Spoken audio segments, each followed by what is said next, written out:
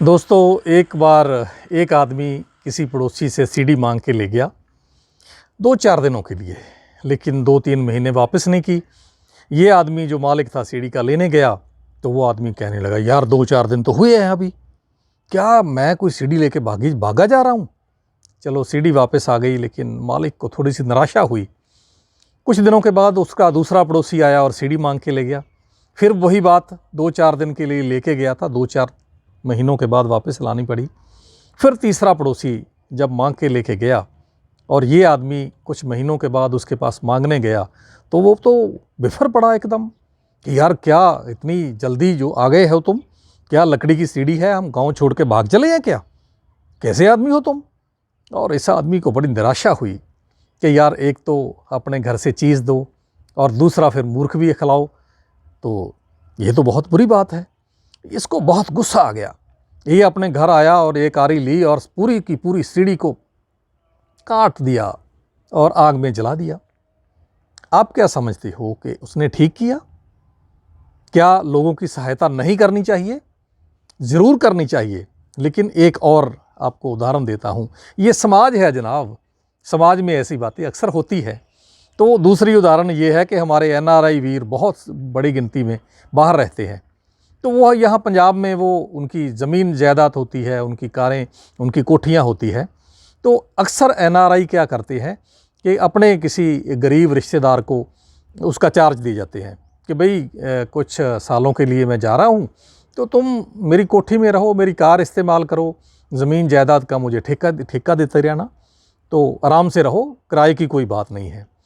तो जब 4-5 सालों के बाद वापस आना होता है, तो वहाँ से मैसेज आता है कि भैया अगले हफ्ते या 10 दिन के 15 दिन के बाद मैं आ रहा हूँ, तो बराए मेहरबानी मेरी कोठी खाली कर दो और मेरी कार मुझे दे देना। तो ये आदमी गुस्से में आ जाता है कि क्योंकि 5 साल कोठी कार इस्तेमाल की है फ्री में, तो वो लगने लगता है कि यार ये तो मेरी अपनी है, मेरी ही है, कौन आता है मुझे इससे अलग करने वाला। तो ये गुस्से में आ जाता है कि यार महीने 2 महीने के लिए तुम आ रहे हो, एक कमरे में रह लो कोठी के, क्या है, मैं कहाँ अपना सामान लेके जाऊँगा, फिर तुम जाओगे तो मैं अपना सामान वापस लेके आऊँगा। ये तो तुम्हारी गलत बात है, ये तुम्हारा घटियापन है।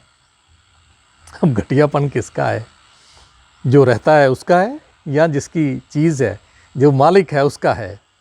मतलब एक तो अपना घर खिलाओ किसी को और फिर मूर्ख भी कहलवाओ, 2 चीज़ें हो गई। लेकिन क्या फिर वही बात आती है, क्या सहायता करनी चाहिए या नहीं करनी चाहिए? तो समझदार लोगों ने, सियानों ने कहा है कि वो पौड़ी परख लइए, पैर नू जिस पौड़ी ते तरिए। मतलब जिस सीढ़ी के ऊपर आपने चढ़ना है उसको परख लेना चाहिए, जांच लेना चाहिए कि वो चढ़ने के काबिल है भी या नहीं। ऐसा नहीं है कि उसका कोई बीच में टूट जाए वो और आपकी टांग या बाँह टूट जाए, गलत चीज़ हो जाए, आपके चोट लग जाए। लेकिन आप किस किस को परखोगे यार? क्या पैमाना है परखने का? जो आदमी आपको धोखा देने के लिए आया है, उसने तो धोखा दे ही जाना है, क्योंकि आप तो सामने बैठे हुए आराम से, आपको पता ही नहीं है कि ये धोखा देगा। हमारे सभ्याचार में, हमारे कल्चर में एक बहुत बढ़िया चीज़ लिखी हुई है कि पाप महाबली है पापी के मारने को। मतलब आपको तो कुछ फिक्र करने की बात ही नहीं है, आपको तो कोई उदास होने की बात ही नहीं है, क्योंकि जो आदमी पाप करता है, जो आदमी धोखा देता है, उसको धोखा मिलने वाला है। कुदरत में ये नियम है कुदरत का कि आपने कोई रबड़ की गेंद जितनी ज़ोर से किसी दीवार की तरफ फेंकी है, उतनी ज़ोर से आपकी तरफ भी वो आएगी। और मैं इस बात पे विश्वास करता हूँ। क्यों? क्योंकि जो भी आदमी धोखा देता है, गलत काम करता है, कोई आपको चीट करता है, उसके अपने दिमाग में एक झिरखी पड़ जाती है। झिरखी शायद आपके लिए नया शब्द हो। आपने पुराने रिकॉर्ड जो है, जो लाख के तवे होते थे, वो देखा होगा, गाने बजाने के लिए ग्रामोफोन में होते थे। तो उसके ऊपर सुई से रिकॉर्ड नीचे चलता था, ऊपर सुई चलती थी और सुई से होकर वो आवाज़ जो है वो ग्रामोफोन के धूतू में पहुंचती थी। तो कई बार होता था कि वो सुई की वजह से एक जगह झिरखी पड़ जाती थी, तो फिर बार बार टों टों टों टों उसी जगह पे आके वो सुई रुक जाती थी। और ऐसा ही है हमारा दिमाग। हमारे दिमाग में जो चीज़ बार बार चलती है, जो चीज़ बार बार जिसका हमें डर होता है, वो बार बार हमारे दिमाग में आती है और वहाँ पे एक गड्ढा बन जाता है दिमाग में भी। तो जैसे ही उस आदमी का आपका उसको फ़ोन जाएगा, आपका उसको मैसेज जाएगा, आप बाज़ार में उसको मिलेंगे या किसी तरीके से उसको आपकी याद आएगी, तो उसकी वो सुई जो है उस गड्ढे में अटक जाएगी। वो आपके फ़ोन का जवाब दे ना दे, मैसेज का जवाब दे ना दे, बाज़ार में जाते हुए आपसे कन्नी काट के भाग जाए, लेकिन उसके दिमाग की सुई वहाँ अटक जाएगी। अटकते अटकते अटकते इतना बड़ा गड्ढा बन जाता है कि वो आदमी जो है मानसिक रूप में बीमार हो जाता है, उसको पता भी नहीं चलता। जब आदमी मानसिक रूप से अपसेट हो गया, बीमार हो गया, तो शरीर को बीमार होते तो फिर देर नहीं लगती, आप तो इस बात को जानते ही हैं। तो जब फिर वो शारीरिक रूप से और मानसिक रूप से बीमार भी हो जाएगा, बार बार वही चीज़ आएगी कि मैंने उस आदमी को धोखा दिया था। फिर कुदरत अपना बदला लेती है कि इस आदमी ने गलत किया है, तो कुदरत ने उससे बदला ले लिया। बाबा फरीद जी ने इसको बहुत बढ़िया कहा है, बहुत बढ़िया।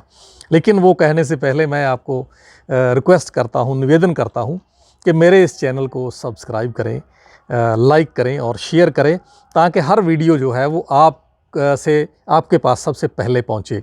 और इस वीडियो में आपको जो सबसे अच्छी बात लगी है वो कमेंट्स में मेहरबानी करके कमेंट्स में लिखें, ताकि और भी अच्छी वीडियो बनाने का मैं उत्साहित हो सकूं।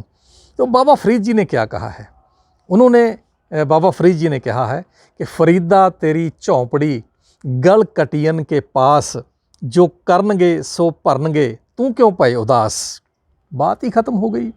कुदरत खुद अपना बदला लेगी, आदमी बदला ले ना ले, लेकिन कुदरत अपना बदला कभी चूकती नहीं है। ये कुदरत का नियम है। देर है अंधेर नहीं है। सो दोस्तों,